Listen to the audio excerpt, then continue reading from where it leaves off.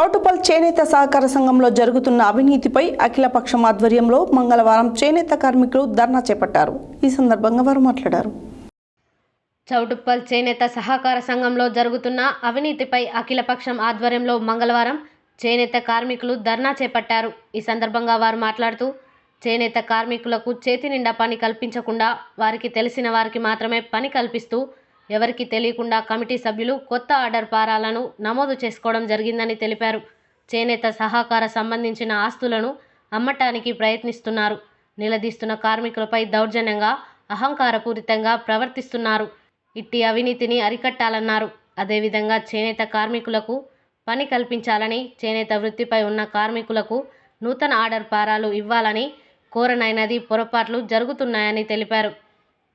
ఈ కార్యక్రమంలో గోషిక స్వామి, గుర్రం నరసింహ, గోషిక భిక్షపతి, గోషిక రవి, గోషిక పురుషోత్తం, గారువనం ధనంజయ, సుంకి రవి, కర్నాటి జనార్దన్, గోషిక నరసింహ, గోషిక భాస్కర్, జల నారాయణ, గోషిక లక్ష్మయ్య, భత్ర సుదర్శన్, బాల్యం చంద్రయ్య, గోలి శ్రీనివాస్, గుర్రం మారయ్య, బడుగు కృష్ణ, కడవేరి శంకరయ్య, గోషిక నరహరి, గుర్రం వెంకటేశం, గోషిక భాస్కర్, అప్పం జనార్దన్ కార్యకర్తలు పాల్గొన్నారు.